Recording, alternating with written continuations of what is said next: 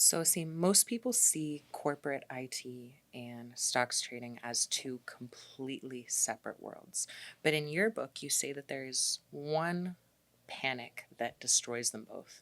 Can you tell us more about what that panic is and the connection it has to both of those worlds? Yes, there is a connection, and that is me, because this is resulting in from my dual life as a IT solution architect and a financial markets trader and investor. That's where it's coming from, and that's what I put in my book about the common panic we see is fear based, which is something I did not discover until I got into the financial markets, and then I could relate it back to how it affects in the IT world when a tech executive make the same panic-based decision in the IT world.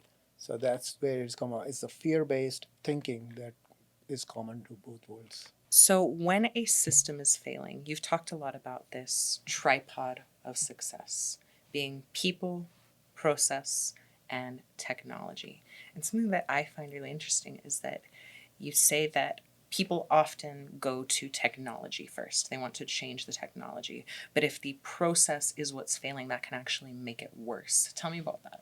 Yes, so the tripod of success is one of the first alignment phases in my book where I talk about these three pillars where people do not look properly. It's like a three-legged stool. So tripod of success is three-legged stool. First pillar is people.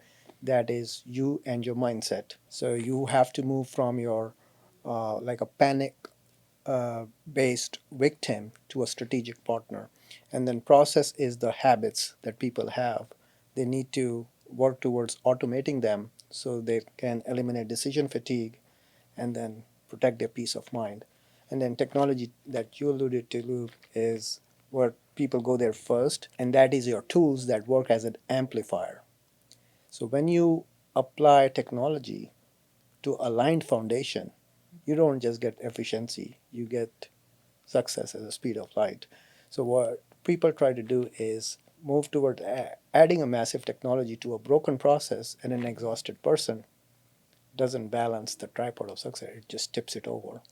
And that's a hard lesson that they learn over time. I put the message out there, you need to look at the three pillars equally from the get-go. Out of curiosity, why is technology so often the first pillar that people want to look at? Why do they tend to go there and neglect the people and the processes? Right. So technologies was from the emergence of it, I call it the silver bullet myth, right? That technology is what everything is going to solve all the problems. People don't even look within. That's why I call it the mindset piece. And as a tech person first, why I'm saying that? Because I had that exposure in the financial markets where the emotions part came in. So you have to look within. I'm a prime example where a highly successful IT solution architect struggled in the financial markets because I was thinking, I'm high IQ, I can deliver both. I know how to read charts and indicators, but what came out was the people part, the mindset, the emotions, the gremlins that evolved over time, and that made me study that. And then I said, okay, I'm going to use the human psychology piece from the markets and the systems architecture from the IT. And that's where I came up with this book idea, The Unblocked, where you can combine the two and evolve from there. Mm. Yeah, you are positioned very uniquely with your experience in both of these worlds here. That's what I thought, but I know there are people. The reason I wrote the book eventually, why it took me so long was there are people across the world. Like I was basically focused on the U.S. markets.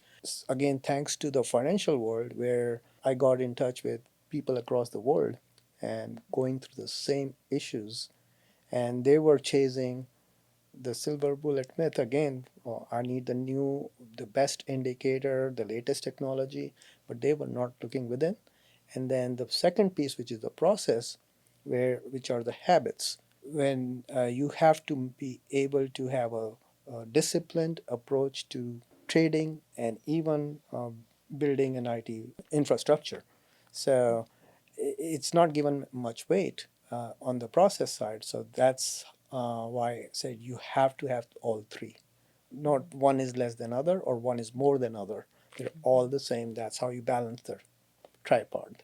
That's great imagery of the three-legged Right. stool. Speaking of silver bullets, imagined silver bullets or actual silver bullets, you talk about this concept of real intelligence and why AI does not serve us without real intelligence. Tell me, what is real intelligence? Right. So real intelligence, what I define is our unique human ability to pause, empathize, and manage behavioral risk. So artificial intelligence gives us speed, but real intelligence gives us context and the judgment piece. So that's why they both complement each other. If you want to look at the success piece, the equation I call in my book, it's RI plus AI, not one or the other. By itself, they don't mean much. So you match the speed with the human judgment, you get success. So that is the relationship why I say artificial intelligence or any modern tech is incomplete without real intelligence. So another message is yes, people are scared today that artificial intelligence are going to take away our jobs. But I say yes, they may take away your jobs, but it cannot take your resilience, which is balancing the tripod as a starting point. And then I talk more around the ability to adapt, where a lot of executives, 70%, more than 70% of executives today say AI is going to outpace their ability to adapt. That's when I tell them you need to rethink work. Work is hard and smart, right? And change the definition in my book.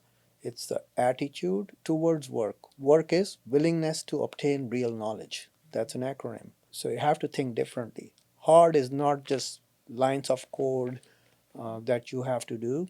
You have to look at hard as happy, attitude, rigor, and discipline. It's a way of thinking. You have to look at. You have to change your attitude towards work. Smart is, on the other hand, is continuous learning, which is study, master, apply, revise, and track. So those are two different acronyms combined to rethink work.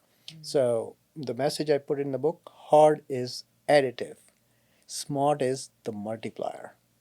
So if you combine the two, you have a very new definition of work, and that can make you move forward in this world of AI. You have a powerful equation. So seek. Thank you.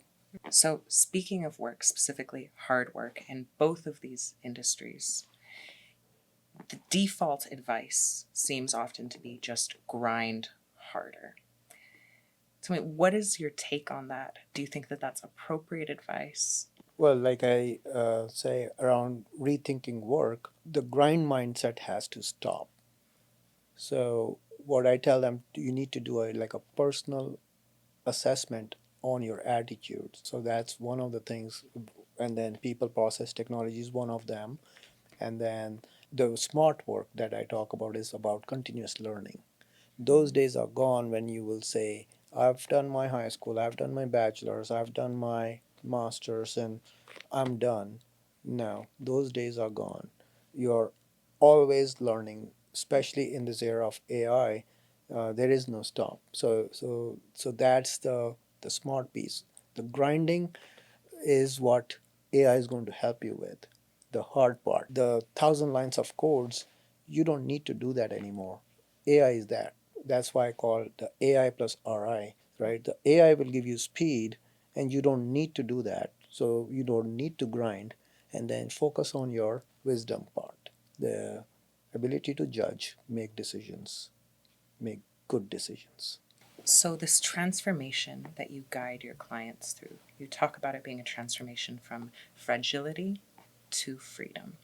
In the context of your work, what does fragility look like, and how do we begin that transformation from fragility to freedom? Great point, and my conversation would not be complete without talking about fragility to freedom. That's the branding I have for my company, Avigna, which means remover of obstacles. So, obstacle is being the fragile piece. So, fragility is not a one size fits all definition. So, that's why I put it in the book. It's about your fragility, your freedom. And freedom for different peoples mean different things. Right? For somebody, it could be $1 million retirement plan. Somebody, it could be $5 million plan, and somebody is going to be no. I'm going to just work 20 hours a week, call it a day. So everybody is different. So the definition of fragility is different for everybody. And what is fragility? Fragility is the breaking point when you say handle with care might break. So, what is your individual break point where you will say, enough is enough, I cannot take no more? That defines your fragility. And then you need to take a personal assessment, especially the people aspect of it, where you are emotionally blocked. And that's where the book comes in for unblocking those kind of thinking around fragility. For me, for example, when the dot com crash happened, the fragility for me was having the highest credentials in the industry, and I lost my sleep because on a weekly basis there were layoffs happening and I could have been next. So my fragility was I could be next, and because I'm dependent on one industry. So my freedom was getting onto the second lane, which is the financial markets, to build a resilience piece. So in IT, a network without a fallback is a fragile system. If there is no backup, it's a fragile system. It can break any time. So, freedom to me was having a fallback, a resilient system that can keep you going if one thing doesn't work, but there will be other thing that will come to rescue you and work for you.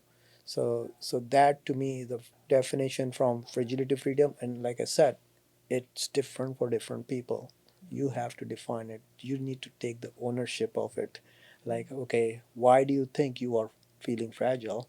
And what does freedom look for you? And that's how I help with clients, not like have a printed list of things. These are the things you must do, and you will be free.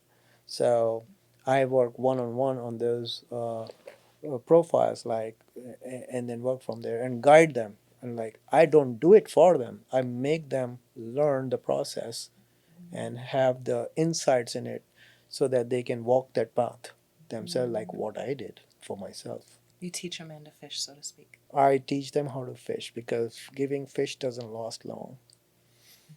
Fish doesn't last long.